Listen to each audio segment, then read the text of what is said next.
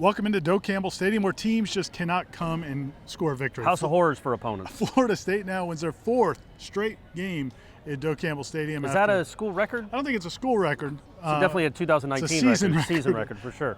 Florida State with a convincing win against a hapless Syracuse team, 35-17. It was 35-3 at one point, which I think was the most impressive thing about this game. There's a lot of things to talk about between, a crazy play involved 3 passes, 2 laterals and a pass to Tamari and Terry. Alex Hornibrook playing quarterback, Cam Akers playing every position it seemed like on the field. The defense playing really well until late in the game. And but overall, the most important thing, and I think Willie Taggart started his press conference talking about it, it was a difficult week for this football team. They had just lost 2 straight games, lost to Wake Forest, disappointing fashion. People across the country were talking about Willie Taggart and his job security, and they came out and delivered probably certainly their best 3 quarters of the season. Yeah, and it's not easy to get up for Syracuse. It's easy to get up for Miami, but Syracuse, after a bad, tough loss at Wake, you could understand if they were kind of lethargic, and this crowd wasn't, even for a homecoming crowd, was not anything you would ever write a postcard home and send back to mama.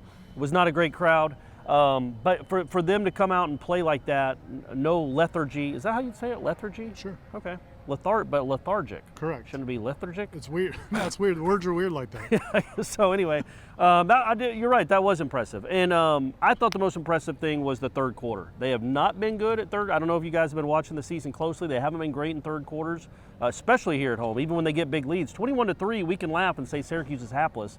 Well, they've had 18-point leads on everyone. And for them to actually extend it, I know that ended up being a 17-point win, but they extended it to 35-3. That hasn't happened yet. They did step on their throats, and I thought that was a really good sign. When's the last time you sent a postcard to your mama? It's been a long time. Maybe after tonight. Just talking about the crowd? Yeah. The crowd was not great. It was about 50,000 people. There was not a lot of atmosphere around the stadium, which is disappointing for homecoming, but it's expected. I mean, nobody's mad at the fans for it. This team has not played well this season, but they did play well for the most part today. Alex Hornibrook gets the start. We had the story up early on the early Saturday morning that he was going to get the start over James Blackman. All week, we kind of expected that they would go with Blackman because Willie kind of defended him, his performance against Wake Forest, and it's not like he played terrible in that game. But it seems like the offense, again, there were some droughts in this game, but it does seem like this offense is a little bit more efficient and functions a little bit better with Hornibrook, in my opinion. He misses some throws that James, you would think, might make, but overall, it seems like the offense functions. It's marginal to me. I mean, I do think from what we've seen in the sample size, I do think it flows a little bit better with Hornibrook. It executes a little better, but there are some throws that he just can't flat out make. He just can't, but that's fine. There are other. I think he sees it a little quicker, like we've talked about, and I think he makes some throws, frankly, that Blackman wouldn't make, or at least see. I mean, I do think that. So overall, he probably gives you the best chance to win, but again, it's marginal. I think what the difference was today is they decided, okay, our best player is going to get the ball a ton. And that was, to me, man, that was the difference. I know they scored 2 touchdowns early before they went to the wild cam, but the wild cam to me was like a revelation. I know it's Syracuse. We'll see how it looks against a real defense, and Miami has a real defense. But man, that's just, Syracuse had no answers for it the whole game. And you get your only 2 real running backs on the team in the game. But that's a tough combination, man. That's 210 yards with Layburn and Akers running tonight. That was really good to see. And we can take it for granted because Florida State running backs seems like since the beginning of time have had huge games against Syracuse. Yeah. Dalvin Cook had some of his best games of his career. Cam Akers had great games. I mean, really every quarterback that's Mario Pender that year he came in and played. Did Patrick have a big one? Patrick, yeah. Jacquez.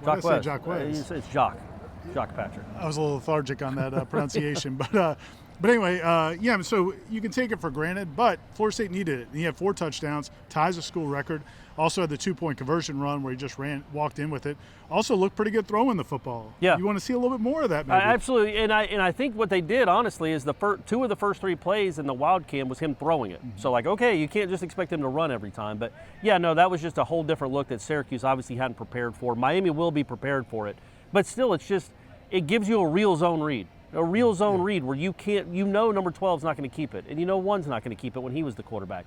3's going to keep it a lot. You can't just go with the tailback. So that it really befuddled Syracuse, who their defense isn't good. Let's be honest. That's not a good football team, but it's not UTEP. Yeah. I mean, it might be. I don't even know if UTEP's any good this year. It's not Ball State's good. It's not Valdosta State. And Valdosta State's probably pretty ULM. good. It's not UL. Yeah, I was going to use them. But so I thought that was really encouraging, and it almost makes you wonder, where's that been? Hey man, if you watch, I don't want to complain about an 18-point win, but really, where's that been? Everybody's been asking that since Cam Akers signed with Florida State. I mean, this is 3 years now. People have wanted to see more Cam Akers at quarterback, whether it's a Wildcat or even throwing the ball at times. Especially when you struggle so much in traditional offenses. And they have struggled formations. Yes. offensively. One more offensive topic before we go to the defense was the offensive line got a big shakeup. It wasn't totally unexpected. Darius Washington played a lot last week at left tackle and looked pretty good. This week they switched him to right tackle and moved Ryan Roberts to left tackle. I guess with the left-handed quarterback, they switched things around a little bit. They also had at left guard, they moved Dante Lucas to left guard and Cole Minshew to right guard. There you go. And but as a whole, I think Aslan said during the game, this offensive line is like all guys that and Baselli at center. I mean, it's like basically all guys that were not even on this team or certainly weren't playing a year ago. Cole Minshew did until he got hurt. But that was a big. It almost felt like, and again, I think you guys talked about it a little bit on Wake Up Warchant, that the Notre Dame Bowl game, the Champ Sports Bowl, where they just scrapped it, went to a whole new offensive line. I'm not saying this is the future of this offensive line, but that was a big change to make right before a very important game. Yeah, and I wonder if that had anything to do with them wanting to do more wild cam. Like maybe it makes it easier to run. That's it's just a simpler offense that maybe when you have 5 guys that haven't really played together, you do that. But yeah, one more thing we want to talk about on offense before we go to defense is the crazy play. Oh yeah, for sure. I asked Hamza Nasruddin about it after the game, and I asked him what it looked like in practice. He's like, well, in practice it was a lot more crisp. That's what Willie Taggart said. It worked great in practice. And that was his analysis. He couldn't believe what it looked like. But it sounds like what we saw is not exactly what they were doing in practice. Yeah, and didn't Hornibrook say when it looked like Akers was going to throw it back to him, like, no, don't throw it back to me? Yeah. Because there's 2 guys making plays. Yeah. Yeah, they didn't give up on the play, didn't panic, trust each other, and it worked out. Somehow it worked out. You can watch the Terry video. had the big interception on the play. He did. He cut in front of DJ. They gained 54 yards on the play, so it was beautiful. And but yeah, defensively, the final score is not great. They didn't play well in the second half, especially in the fourth quarter. And I feel like Syracuse was 13 of 23 on third downs, and I feel like they got like their last 9 or 10 in a row. Yeah. Legitimately, I think they did. I think you have to excuse a little bit of the fact they've lost so much depth due to injury. I mean, if you looked at the sideline during this game, I mean, you had so many, from Jalen Lars-Woodby to Josh Kando to Cyrus Fagan to Kyle Myers to, I mean, there's so many defensive players that are on the sideline right now because they're injured. Fagan. Yeah. That, when you start putting second and third teamers in, I mean, these are guys that haven't really played before. I mean, they're playing freshmen all over the defense on the first team. Yeah. I mean, Jaleel McRae's playing a lot, Brendan Gant's playing a lot, Akeem Dent. So they just don't have a lot of depth, so it's not totally surprising.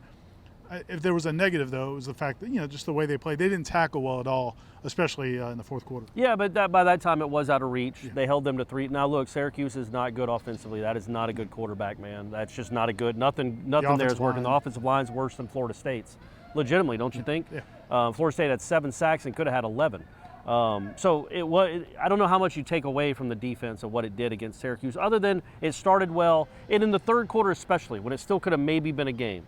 They got a 4th down stop and they got a 3 and out on the first drive. So that was good to see. And Nasruddin had 17 tackles.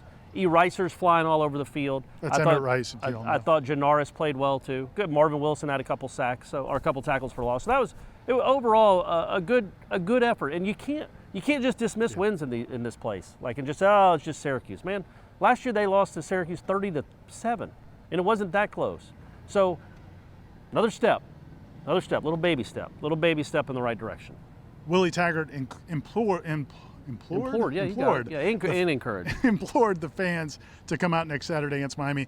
And what really 3:30 start time? Yeah, 3:30 will be kickoff. It's not 2 great football teams, but this is a huge game. I mean, this game really could determine whether or not Florida State goes to a bowl game. If they don't win this game, they've got to either win at Boston College or at Florida. Neither one of those are prime opportunities for a win. Boston College is not great, but that's a tough place to play, especially in November. So I think, especially when you don't win on the road. Yeah. So this game could be for Florida State's best chance. It's their best chance. Absolutely, to get to a bowl. And it is a huge deal just for the overall tenure and the tenor, the tone of this era of coaching and for Taggart and his program. Because if you lose to Miami on their first year when they're 4-4, now they have a very good defense. Their offense ain't great.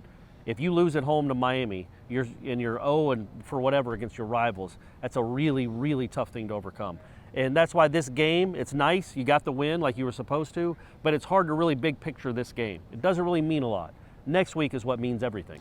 But it does put you in position to have that game mean something. It would have meant a lot if they lost it. Yeah, it's one of those games. And also, you got to think it gives these guys some confidence. They've got to feel good about how they played. Now, the last time they started feeling good about themselves, they had to go on the road to Clemson. Right. And that was not going to go well, no matter how they felt. This is a chance to kind of build on something. So we'll see. But they have won 4 straight at Doak, and that's a first baby step for this program. And now we're going to take some baby steps to the bar. For Corey Clark, Austin, the intern, this is Ira Schoffel signing off from Doak Campbell Stadium.